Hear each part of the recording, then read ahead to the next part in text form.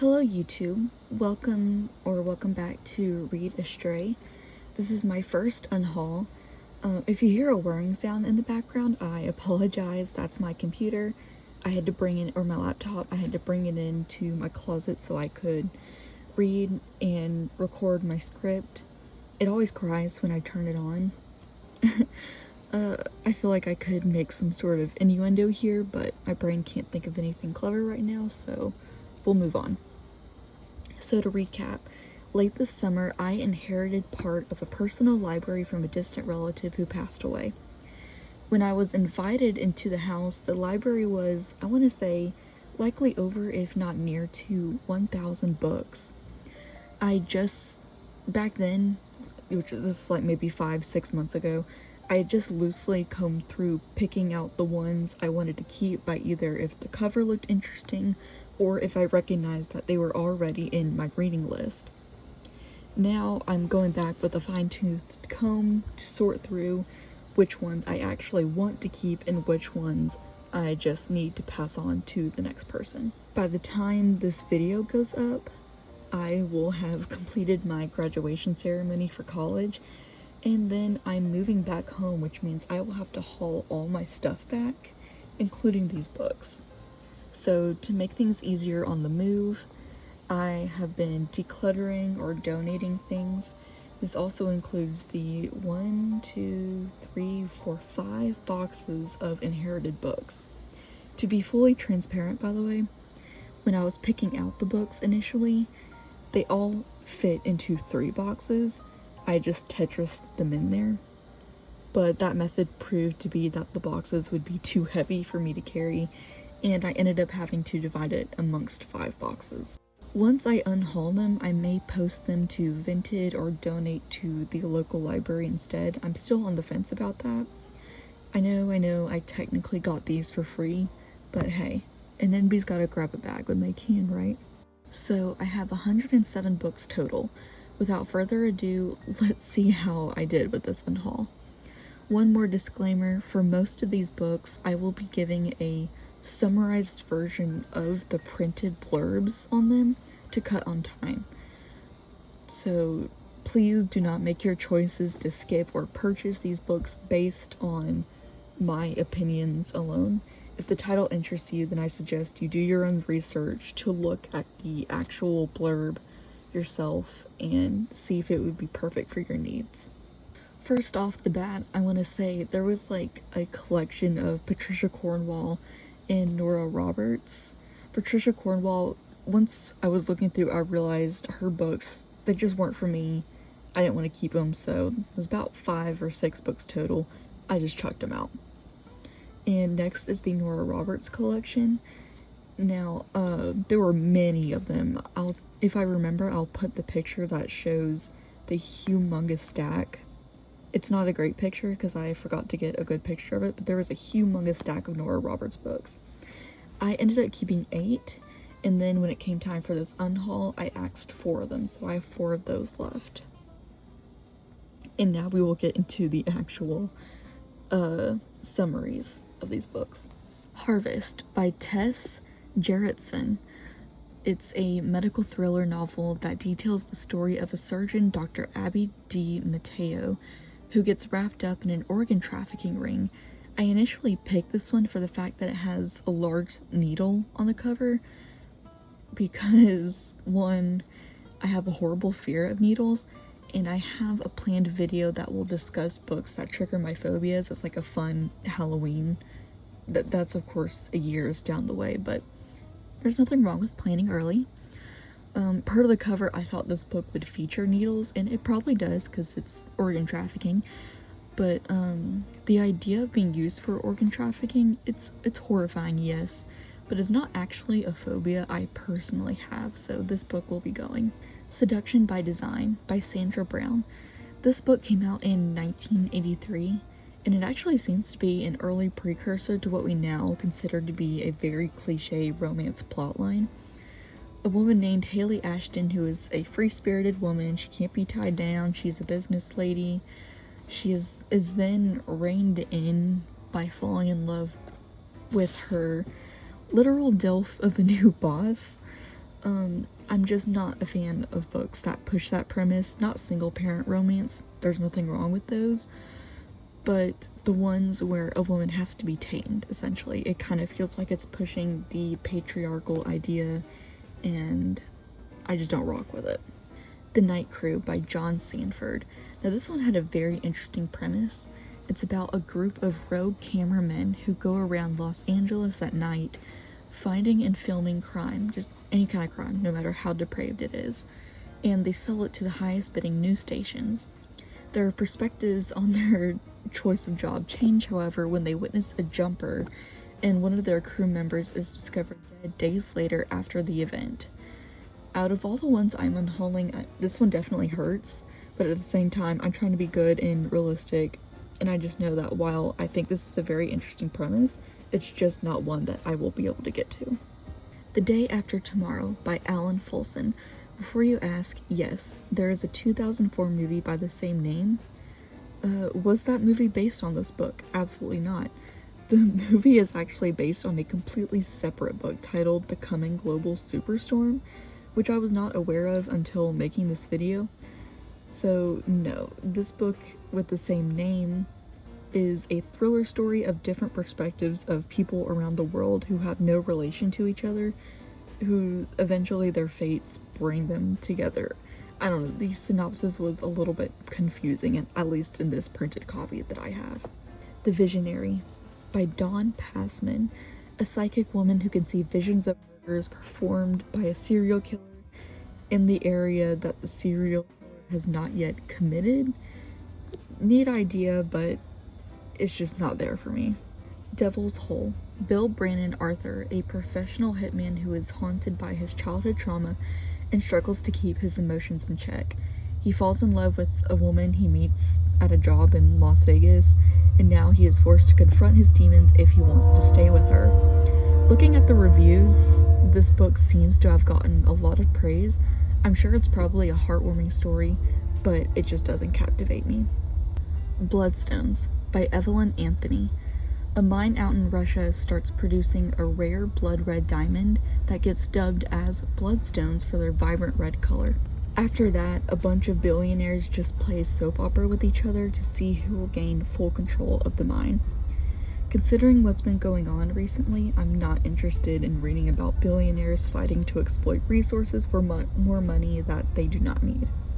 An Echo in the Bone. Diana Gabaldon.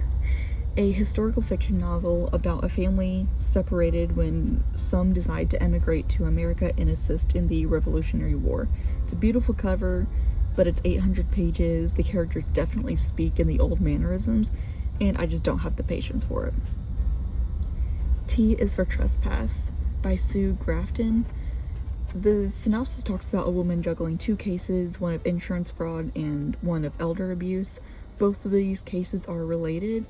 It's just as simple as I don't want to read it. Sometimes that's just how it is. I don't want to read it. The Liars Club by Mary Carr. This is actually an autobiography of sorts about the author's troubled childhood in rural Texas. I know I've said that on this channel I want to cover authors and their stories, like their backstories. Or, is that the best way to describe it, backstories? I can't think of it right now. Anyways, Mary Carr isn't one that I'm very familiar with. Maybe at some point I'll change my mind and wish I hadn't unhauled this, but at this point in time, she is not an author that I will tackle. Isle of Dogs, also by Patricia Cornwell. I know previously I said I'd already put away her stack of books, but while putting this together, I missed this one. Like The Day After Tomorrow, this book shares the same title as a movie, a Wes Anderson movie to be precise, but again, this book has nothing to do with that movie. It was just a coincidence that they share the same name. It's about an isle declaring war on specifically the state of Virginia. I don't know, I'm just not interested in Patricia Cornwell, so this is going in the Unhaul box. Marked by PC Cast and Kristen Cast. It's a YA supernatural romance. I'm just not interested in a majority of YA. Treasure of the Wild by Addison Hannah Patton. Another YA about a girl who rescues a horse from an abusive owner. Again, I'm just not a YA fan. Suspect by Michael Robotham. A psychologist recently diagnosed with Parkinson's is dreading the deterioration of his body and mind and fears what will happen to his wife and child. Meanwhile, he's tasked with solving a murder which he recognizes the victim as a former co-worker of his, and he suspects that one of his patients may be responsible for the crime. Again, it's a very interesting idea, but not enough to catch my eye. Let Me Call You Sweetheart by Mary Higgins Clark. I initially thought this one was going to be a romance, but it's actually another suspense thriller. Honestly, the synopsis for this, at least in this particular printing I'm looking at, it's so overloaded and convoluted, I just got annoyed. I'll actually show the pictures of the full synopsis because am I crazy to think this is too much? Anyways, it has a plot that I'm pretty sure may have been inspired by the old French horror movie Eyes Without a Face. And JoJo's Bizarre Adventure also had a face swapping plot too, so maybe I could keep it for the sheer amount of absurdity that is this plot, but I just felt exhausted by the synopsis alone, so I'm letting this one go. Vanish with the Rose by Barbara Michaels. Like the last one, the synopsis for this just made zero sense. To be fair, at this point, while I was unhauling these books, it was late in the day and I was just exhausted, so either way, I'm not keeping it, it's going. Legacies by Janet Daly. Oh god, this one. A Romeo-Juliet type romance between a woman whose family sides with the American Unionist Party and a man who sides with the American Confederacy. I don't think I need to explain further why. I just don't want this one. Okay, after this, it's all just small paperbacks, and I don't have lengthy reasons for why I want to get rid of these, so we'll do a lightning round. The Testament by John Grisham.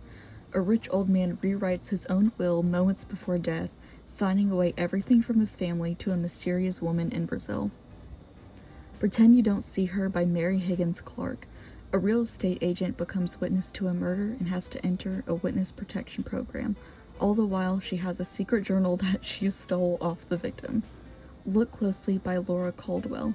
Haley Sutter is an attorney and receives an ominous letter that reads, "Look closely." Somehow it is tied to the murder of her mother that she witnessed at 7 years old, and now thinks the killer is back to finish her off. In the Moon of the Red Peonies. James Lee Burke, Texas Ranger Billy Bob Holland, leaves his ranch for Montana to help a friend who is being stalked by a sociopath. The Stranger by Albert Camus. Supposedly this is actually a popular thriller book that is meant to be analyzed and dissected for its philosophical views on how meaningless life is. There's plenty of videos that cover it, so I'll leave that to them. Dragonfire by Linda Ladd. Book 3 of a romance trilogy. That's literally what it says on the back of this thing. Living with the Dead by Kelly Armstrong. A convoluted story of a woman getting herself in the middle of a murderous turf war between supernatural races in Los Angeles. The Last Goodbye by Reed Arvin. A lawyer divorcing his wife because he's a chronic cheater becomes depressed until his recovering addict friend is found dead with a syringe in his arm. The lawyer suspects murder rather than a relapsing overdose, in which his investigation leads to him finding another hot woman. The Hourglass by Barbara Metzger. A Regency romance between a disgraced lady and displaced knight. I know I just read what's on the front cover, but that's because the synopsis on the back, I just couldn't comprehend it. But it's also likely due to my biased disinterest towards Regency romances, and again, by this point when I was unhauling everything, I was done. I was exhausted. And finally, Die in Plain Sight by Elizabeth Lowell. Lacey Quinn is a woman who has inherited her grandfather's beautiful impressionist landscape paintings, which she hangs in her home.